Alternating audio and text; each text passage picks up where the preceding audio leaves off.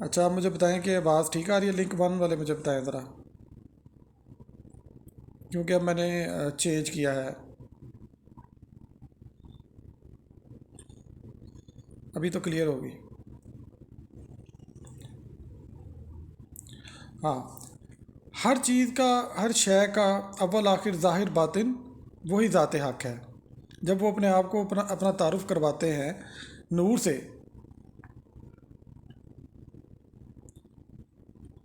تو نور جو ہے وہ ہر شے میں موجود ہے،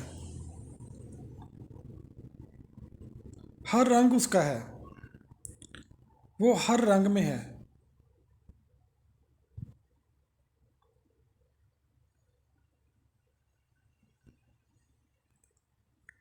لیکن جب سورہ نور کی بات کریں تو وہاں پر انہوں نے، اللہ پاک نے واضح طور پہ اپنی پیورسٹ فارم کا ذکر کیا ہے، اور وہ ہے golden white light, golden light.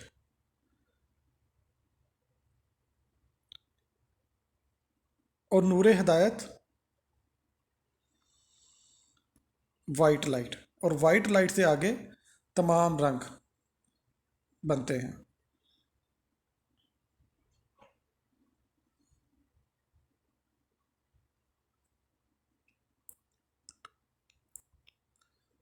تو کیوں ہم رنگوں کے بحثوں میں کیوں پڑے ہوئے ہیں؟ پہلی بات تو یہ، پہلی بات یہ کہ ہم رنگوں کی بحثوں میں کیوں پڑے ہوئے ہیں. ہم عوام الناس کو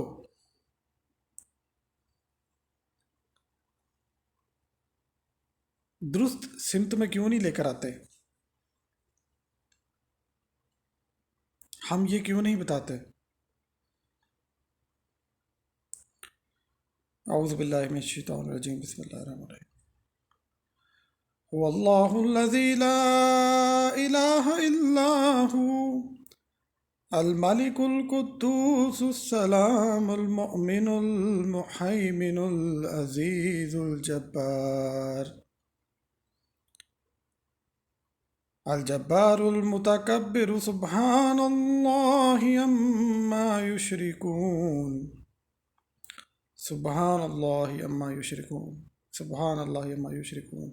هو الله الخالق البارئ المصور له الأسماء الحسنى يسبح له ما في السماوات والأرض وهو العزيز الحكيم. يسبح له ما في السماوات والأرض. ہم اس کا ذکر کیوں نہیں کرتے؟ ہم رنگوں کے پیچھے کیوں ہیں؟ جب ذات حق، ذات باری تعالیٰ کے بارے میں بتایا جائے تو یہ کیوں نہیں بتاتے کہ وہ تو بادشاہ ہے تمام عیبوں سے پاک، وہ سلامتی ہے، امن دینے والا ہے، نگہبان ہے، زبردست ہے، درست کرنے والا ہے، بڑی عظمت والا ہے. اس کی شان ایسی ہے کہ وہ ہر شر سے پاک ہے. یا جو اس کے ساتھ ملاتے ہیں کہ ایسا ہے ایسا ہے، لیسا کمثلہ وہو بکل شیء علیم، اس جیسا کوئی نہیں، ہم اس کی مثال بھی نہیں پیش کر سکتے. وہ نور ہے، وہ خالق ہے، وہ ٹھیک بنانے والا ہے، وہ صورتیں بنانے والا ہے. اس کے اچھے اچھے نام ہیں، جو بھی اچھا نام لے لو اسی کا ہے. زمین و آسمان میں جو کچھ ہے اسی کی تعریف بیان کرتے ہیں، یعنی اس کے مطابق فنکشن کرنا، جیسے وہ چاہتا ہے ویسا عمل کرنا، تسبیح بن جانا.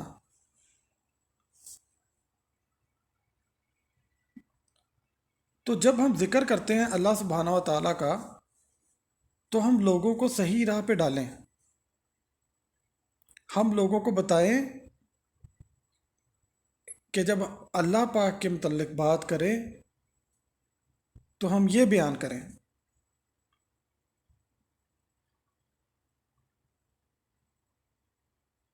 وہ تاریکیوں کو مٹانے والا ہے، اندھیروں کو دور کرنے والا ہے، وہ شفافیت لانے والا ہے، وہ محبت ہے۔ ہم یہ تذکرہ کریں جب بھی اللہ پاک کے متعلق بات کریں۔ ہم روشنیوں، مقداروں، اعداد،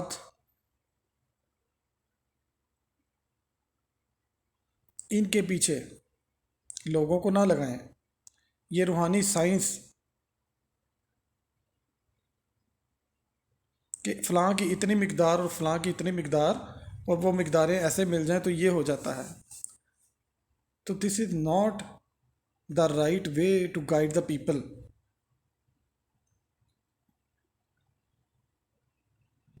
بتائیں کہ وہ غالب ہے، حکمت والا ہے، ہر شے کا علم اس کے پاس ہے۔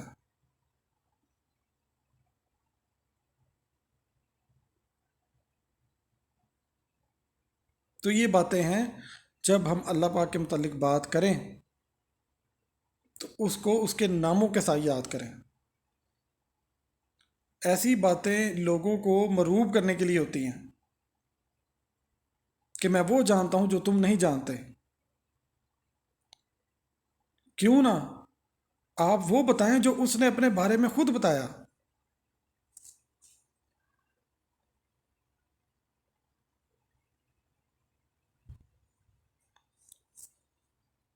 تو اصل بات یہ ہے۔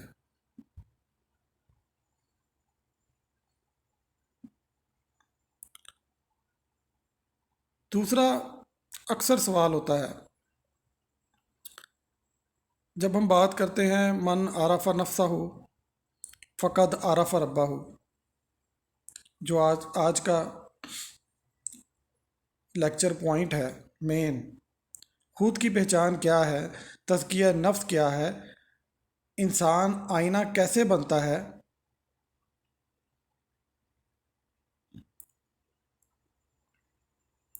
اب یہ غور سے سننا ہے آپ نے یہ لیکچر۔ خود کی پہچان کیا ہے؟ ہم سے جب پوچھا جاتا ہے کہ اپنی پہچان کرو، اپنی پہچان کرو، کیا ہے بیسیکلی یہ پہچان؟ جب انسان کو آئینہ کہا گیا تو وہ کیسا آئینہ ہے، کس طرح ہم سمجھتے ہیں کہ یہ آئینہ ہے؟ خود کو پہچان لیں گے تو سب کچھ جان لیں گے۔ یہ بات ہے، یہ بات ایک دروازہ ہے اس جہان حقیقت کا جہاں انسان اپنے ظاہر سے باطن کی طرف سفر کرتا ہے، جہاں وہ یہ سوال لے کر چل نکلتا ہے کہ میں کون ہوں۔ تو جب یہ سوال لے کر نکلتا ہے تو جب اس کا جواب پاتے پاتے پہنچتا ہے تو پتہ چلتا ہے کہ میں وہ ہوں جس نے مجھے اپنی پہچان کے لیے بنایا۔ آگے چل کے مزید بات کرتے ہیں۔ اللہ پاک نے انسان کو اپنی پہچان کے لیے بنایا، اپنی پہچان بنایا۔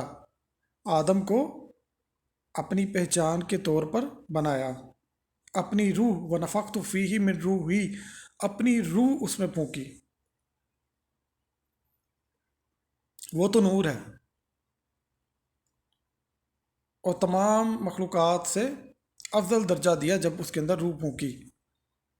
پھر آگے کی کہانی یا آگے کی ساری معاملات وہ سارے میں پہلے آپ کو بتا چکا ہوں کئی دفعہ پروسیس آف کریشن کے لیکچرز میں۔ ابھی ہم خود کی پہچان کی بات کر رہے ہیں۔ خود کی پہچان دراصل اپنی اصل کو جاننا ہے۔ وہ جو جسم ہے، نام ہے، ذات ہے یا کوئی مقام ہے، احساس ہے، زخم ہے اور خواہشات ہے، اس سے ماورا کچھ ہے۔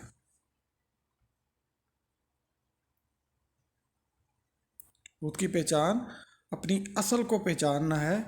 جو کچھ ہم اپنے آپ کو سمجھتے ہیں اس سے ماورا تک جانا ہے۔ وہ نور ہے۔ جس نے اپنے رب کا اقرار کیا تھا، سب نے کہا تھا بلا.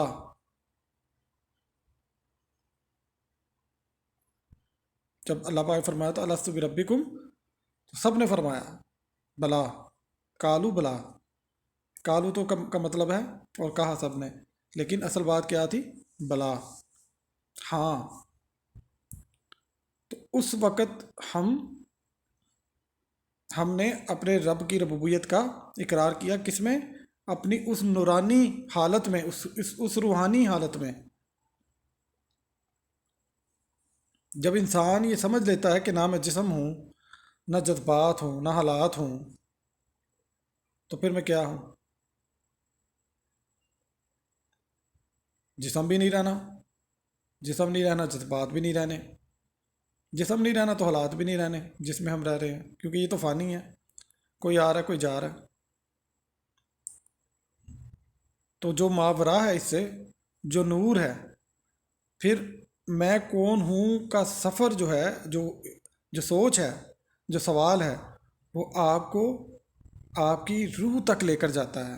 یہ سوال آپ کو پہنچاتا ہے آپ کی اصل تک.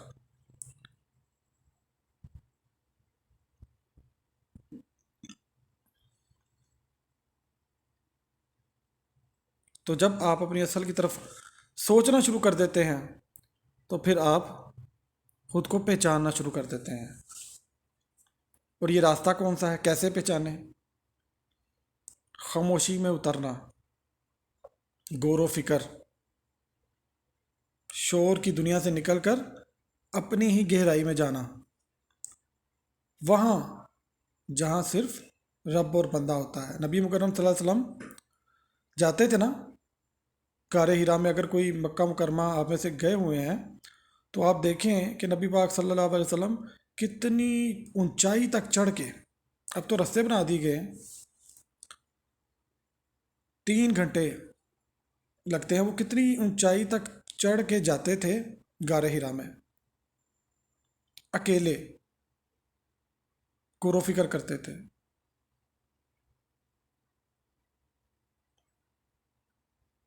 مراقبہ بھی یہی ہے، غور و فکر.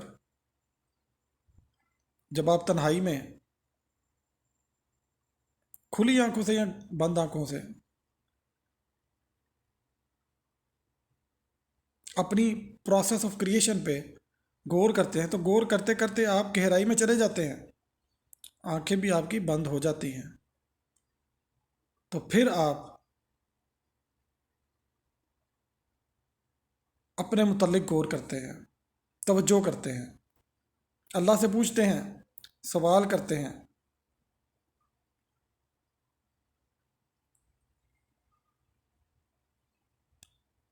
کہ یا اللہ مجھے وہ دکھا جو تو نے مجھ میں چھپا رکھا ہے. اپنے نفس کی پرتیں کھولتے ہیں، دیکھتے ہیں کہ جو میرے اندر موجود ہے، یہ جو میرے اندر نفس کی برائیاں ہیں، حسد ہے، خوف ہے، یہ فخر ہے یا کوئی کمی ہے، یہ کون ڈال گیا میرے اندر؟ یہ تو میں نہیں ہوں،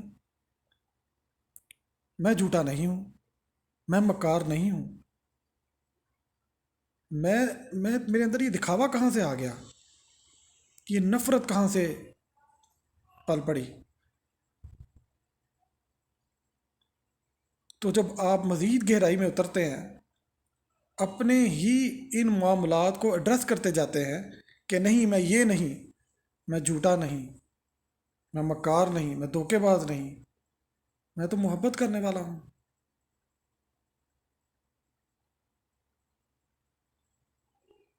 تو یہاں سے تزکیہ نفس شروع ہوتا ہے. جب آپ اپنی گہرائی میں اترتے ہیں، غور و فکر کرتے ہیں، خاموشی میں اپنا مقصد حیات پہچاننے کی کوشش کرتے ہیں، تو تزکیہ نفس کی طلب جاگتی ہے، دل کی صفائی کی طلب جاگتی ہے، روح کا چہرہ دکھائی دینے لگتا ہے. پھر سوال اٹھتا ہے، کیا یہ سب کچھ ہم خود کر سکتے ہیں؟ یہ تو ایک الہی ہنر ہے. صرف وہی دل جو صاف ہو، وہ اللہ کے حضور پیش ہو سکتا ہے. یعنی اپنے دل کو جو صاف کرتا ہے، پاک کرتا ہے، اسی دل میں نور اترتا ہے، اسی دل میں اللہ پاک کا پاک نور اترتا ہے. وہی اپنے خود کو اپنے رب کے حضور پیش کرتا ہے.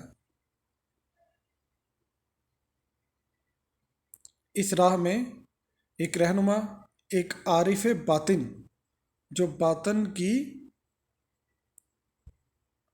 گہرائیوں کو، باطن کے معاملات کا عارف ہو، جاننے والا ہو، ایک ایسا شخص جو خود انا سے فنا ہو چکا ہو، وہ لازم ہوتا ہے. کیونکہ خود کو دیکھنے کے لیے کسی آئینے کی ضرورت پڑتی ہے، لیکن وہ آئینہ بھی صاف، سچا اور نور سے بھرپور ہونا چاہیے. تو کیا ہر انسان دوسرے کا آئینہ ہو سکتا ہے؟ نہیں. کچھ لوگ ایسے بھی آپ کو ملتے ہیں جو خود دھندلے شیشے کی مانند ہوتے ہیں، جو آپ کو کنفیوز کر جاتے ہیں، جو آپ کی حقیقت کو بگاڑ دیتے ہیں. کچھ لوگ ایسے ہوتے ہیں جو کالے شیشے کی مانند ہوتے ہیں، وہ آپ کو اندھیرا ہی دکھاتے ہیں یا آپ کو مزید اندھیروں میں لے جاتے ہیں. لیکن جو کچھ ہوتے ہیں چنے ہوئے دل، جو تزکیہ کر چکے ہوتے ہیں، وہ حقیقی آئینہ بنتے ہیں، آئینہ حق. ان میں آپ اپنا اصل چہرہ دیکھ سکتے ہیں، نہ زبائش نہ بناوٹ، صرف حقیقت. پھر وہ آپ کو آپ سے ملاتے ہیں.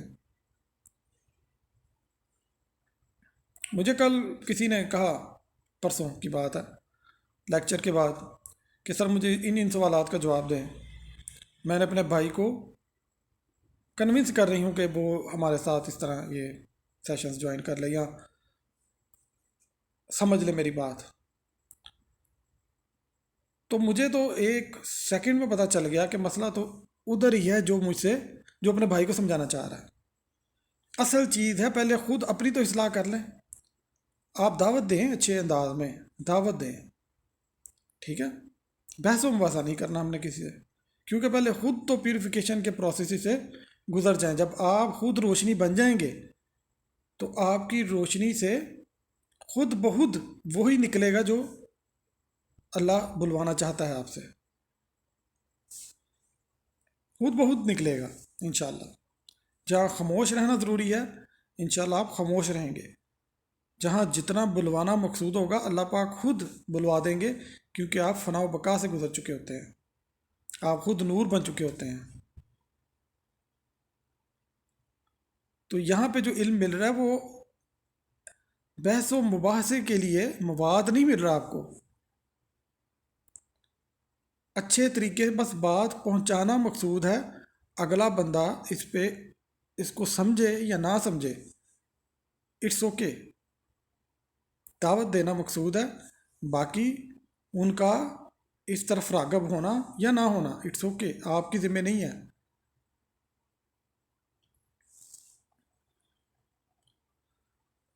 تو تزکیہ نفس کا سفر جو میں کون ہوں سے شروع ہوا، خود کی پہچان کا سفر ہے.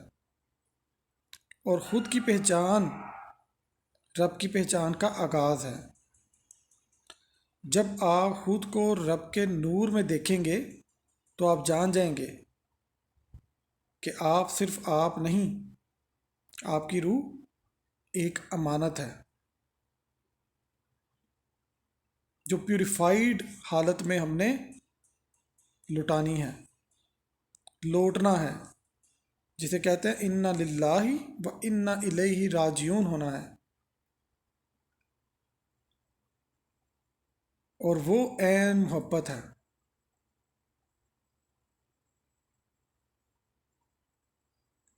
باقی انشاءاللہ جیسے جیسے آپ آگے بڑھتے جائیں گے آپ کو مزید بہت ساری چیزیں واضح ہوتی جائیں گی. ایک اور چھوٹی سی بات آج ہم کلیئر کر لیں، اس کے بعد ہم سیشن کی طرف جاتے ہیں. کچھ لوگ کہتے ہیں کہ ہم معاف کیسے کریں. معاف کرنا بڑا ہی مشکل لگتا ہے، اور یہ بہت بڑا امتحان اپنے لیے لگتا ہے.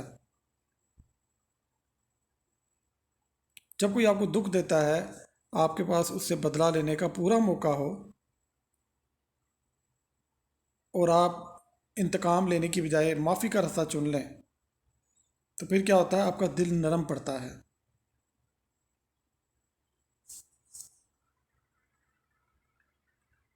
کیونکہ جب دل کو تکلیف پہنچتی ہے نا، اسی وقت نرمی عطا ہوتی ہے. جیسے کسی کھیت کو آپ ہل چلاتے ہیں، اکھاڑ دیتے ہیں، نرم مٹی میں ہی پھر بیج بوئے جاتے ہیں، نرم مٹی میں ہی پھر فصل اگتی ہے. تو اسی طرح جب اللہ پاک کسی کے ذریعے آپ کو تکلیف پہنچاتے ہیں اور آپ اس کو معاف کر دیتے ہیں، کیونکہ وہ خود معاف کرنے والا ہے، اور آپ اللہ پر بات چھوڑ دیتے ہیں، تو پھر کیا ہوتا ہے؟ آپ نے اس لمحے خود کو آزاد کر دیا. نہیں تو آپ اس کے قیدی ہیں، آپ اپنے جذبات کے قیدی ہیں، آپ حالات کے قیدی ہیں، آپ اس شخص کے قیدی ہیں جس کے بارے میں آپ نے نفرت یا بغض پالا ہوا ہے. اور جب آپ معاف کر دیتے ہیں تو آپ اپنے آپ کو ان زنجیروں سے نکال دیتے ہیں.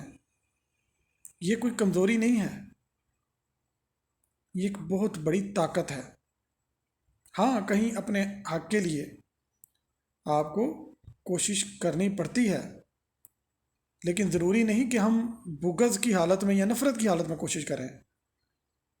ہم پازیٹیولی بھی اپنے حق کے لیے کوشش کر سکتے ہیں. جو آپ کا رائٹ ہے اس کے لیے آپ محنت کرتے ہیں، جستجو کرتے ہیں، کوئی لیگل ایکشن لیتے ہیں، تو وہ لیگل ایکشن آپ کا رائٹ ہے، لیکن اس کے لیے دل کی کیفیت میں نفرت ہونا، بغض ہونا، حسد ہونا، یہ کوئی لازم و ملزوم عمل نہیں ہے. اس لیے آپ جذباتی طور پہ اس کے غلام نہیں بنتے.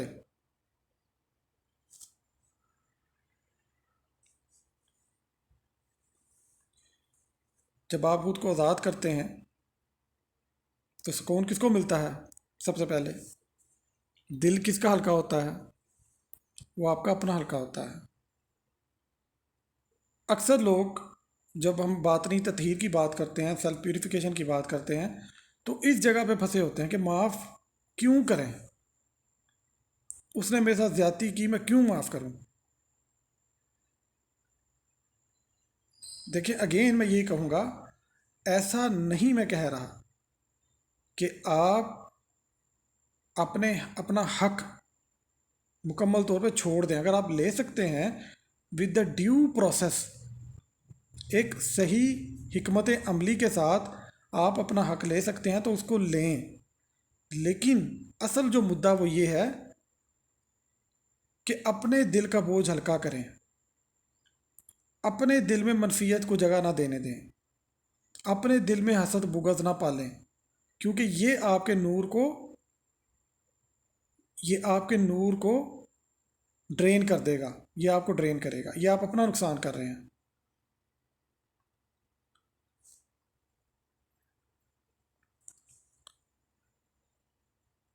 اور پھر جب آپ سوچتے رہتے ہیں، مسلسل سوچتے رہتے ہیں، تو پھر آپ کیا کرتے ہیں؟ اپنے دل میں زخم، اپنے اندر زخم بھر رہے ہیں جن کو ہیل ہوتے ہوئے پھر شاید عرصہ لگ جائے. اللہ پہ چھوڑ دیں. کچھ باتیں اللہ پہ چھوڑیں جو آپ کے کنٹرول میں نہیں ہیں. ان پہ رزسٹنس ختم کریں، مزاحمت ختم کریں. بتائیں کہ یا اللہ، تو نے جو مجھے اخلاق سکھائے وہ اس زخم سے بڑے ہیں. میں تیری رضا کے لیے اس معاملے کو آپ پر ہی چھوڑتا ہوں یا چھوڑتی ہوں.